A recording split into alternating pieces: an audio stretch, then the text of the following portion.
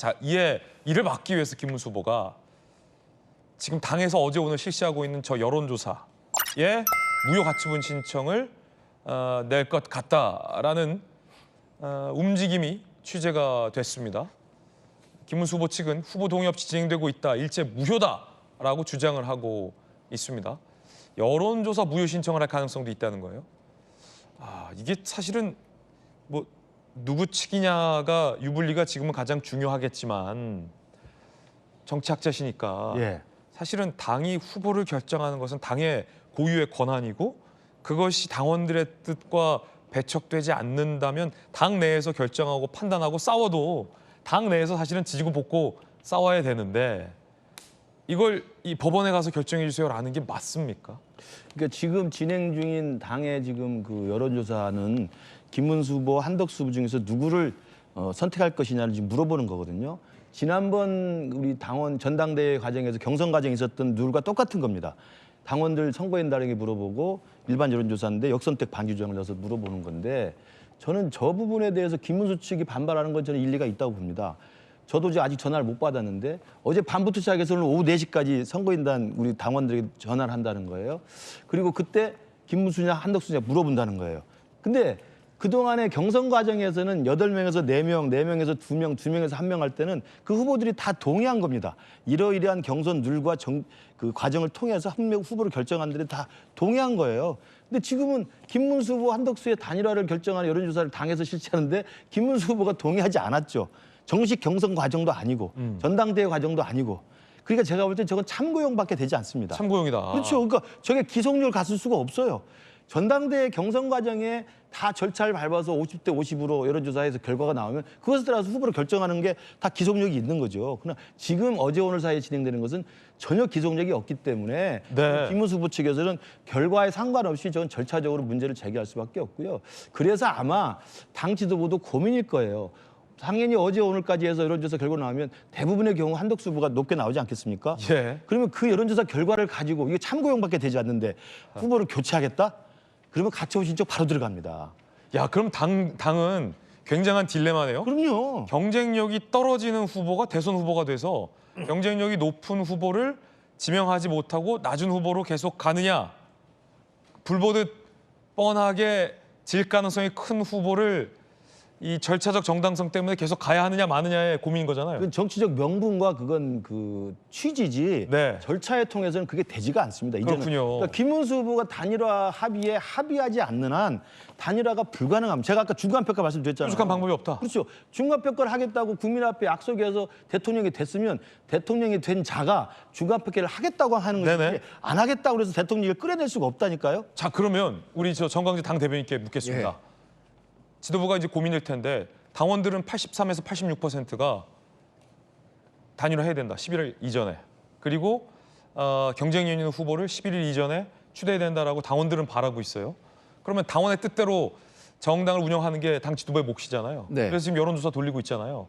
자, 그러면 김문수 후보는 이미 지금 불복을 예고해서 법정 밖으로, 그러니까 당 밖으로 법정으로 이거 끌고 가고 있습니다. 그러면 앞서 이제 말했던 어떤 절차적 논란 때문에 당 지도부가 그냥 포기하고 당원 뜻과 다르게 단일화하지 말고 그냥 경쟁력이 좀 떨어지는 여론조사가 나온다 할지라도 김문수 후보로 그냥 가자라고 결정합니까? 아니면 어차피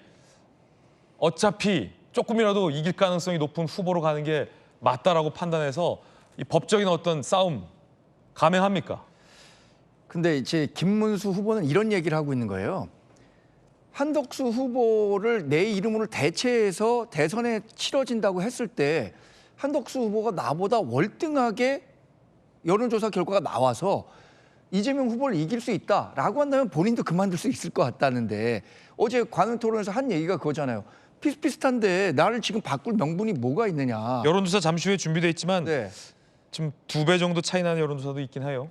근데 이제 그 우리 당의 단일 후보로 한덕수 후보냐 김문수 후보냐를 같이 논다면, 그러니까 다자구도가 아니라 한 명씩만 논다면 그 차이가 크지 않다는 게 김문수 후보의 주장입니다. 그래서 말씀드렸지만 우리 당이 11일까지 후보를 등록해야 되는데 두 후보 간의 대승적 결단, 그러니까 일방의 양보를 통해서 아름다운 단일화가 이루어질 가능성은 저는 지금으로서는 굉장히 낮아졌다고 보고요. 네네. 결국에는 법원이 우리 후보가 누가 돼야 된다라고 판단해 줘야 되는 그런 국면까지 갈 수밖에 없는 것 아니냐라는 점을 생각하면 아까 김근식 의원님도 다음 주 월요일부터 누구 선거운동을 해야 될지 면구스럽다 했는데 저도 그렇게 정해진 후보, 그래도 후보가 정해지면 우리는 그 후보를 위해서 뛸 겁니다. 그러나 그 과정이 아름답지 못했다는 점에 대해서는 뭐 지금 당 대변인을 맡고 있는 한 사람으로서도 상당히 송구스러운 마음밖에 없습니다. 정치의 실종이군요. 정치의 실종입니다. 공당이 자당의 대선 후보 하나 정하는데 정치적으로 해결하지 못하고 이걸 법원의 판단에 맡긴다는 건 이건 정치적 실종입니다.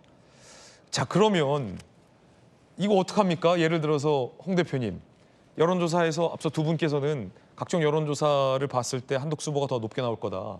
그럼 지도부가 최종 후보는 한덕수 후보다라고 정해요. 김문수 후보는 그거 무효다라고 효력정지 자청 신청을 해요. 자, 그럼 법원이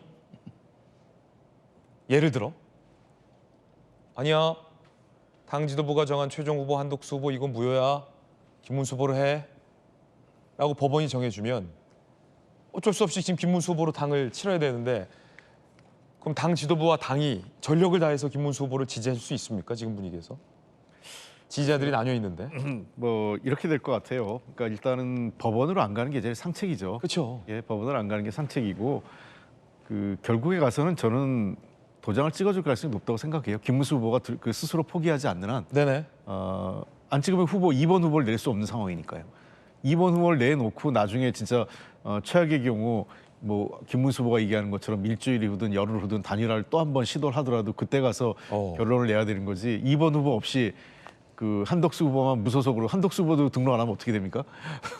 그 이제 그 황당한 일이 벌어지겠죠. 예. 예. 한덕수 후보도 본인이 얘기했잖아요. 11일 날까지 안 되면 자기 등록 안 하겠다고. 예. 근데 한덕수 후보가 지금은 그 기호 2번으로 등록하기 쉽지 않은 상황이에요.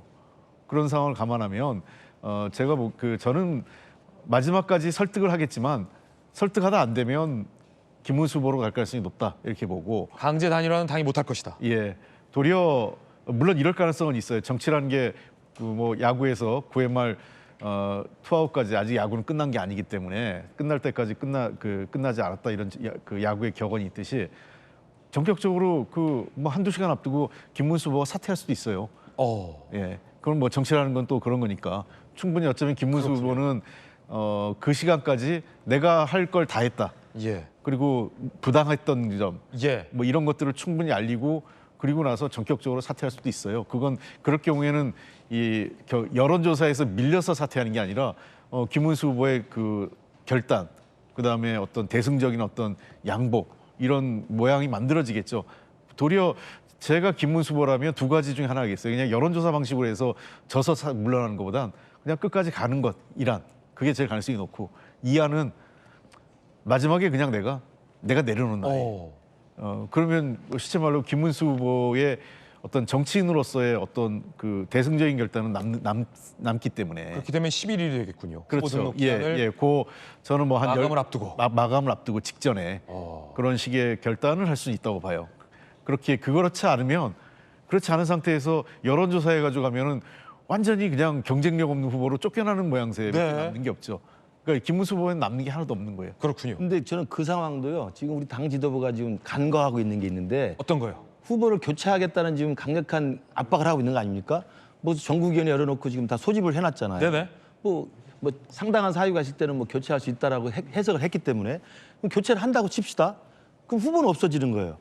그럼 한덕수 후보가 입당해서 뭐 들어온다 하더라도 그냥 한덕수를 옹립할 수가 없어요. 전국위를 열어야 된다면서요? 전국위를 열어야 되고 또 전국위 열 때도 한 명만 그 후보로 추대할 겁니까? 후보를 받아야 될 거 아닙니까? 새로운 후보를 뽑아야 되는데 기존의 후보가 사라졌어요. 그럼 새로운 후보를 뽑으려면 어떻게든 절차를 밟을 때 후보 등록 공고를 해야 됩니다. 안 그러겠어요? 그럼 등록 공고할 때 제가 등록하면 어떻게 할 겁니까? 이건 제가 봐도 불가능한 이야기예요. 누가 그러면 한덕수 후보가 혼자 등록해서 혼자 해서 만장일치로 쳐줍니까? 그 기간이 됩니까? 11일 이전에? 그것도 간단치 않다. 절대 저는 제가 간단치 않다고 생각합니다. 아니요, 저는 도리어 그거는 문제가 안 될 거로. 그건 문제 안 된다. 예, 김문수 후보만 동의만 해준다면 예. 아까 얘기했잖아요. 그러면 지금 그 당원의 74조 2에 그 선관위에서 심의해서 비대위에서 의결하잖아요. 그러고 나면 전국 대회 전국 당원 대회죠. 네. 그 전국이? 전국위원회가 소집돼 있기 때문에 전국위원회 안건으로 올라가는 거예요. 아, 최고위원회가 안건으로 올리면 돼요. 추임만 받으면 예, 된다. 그래서 최고위원회에서 긴급하게 후보를 교체하기로 했다. 이건 김문수 후보도 우리가 네. 경선에서는 김문수 후보가 동의한 사안이다 하면 사실 반대할 사람이 없는 거죠. 그렇군요. 예. 이 사안이 워낙 큰 사안이다 보니까 민주당의 원내대표를 지낸 홍익표 대표께서 국민의힘의 당원 74조 2항을 두고서 국민의힘의 비전전략실장과 함께 의논하고 있는 모습 살펴보고 계십니다.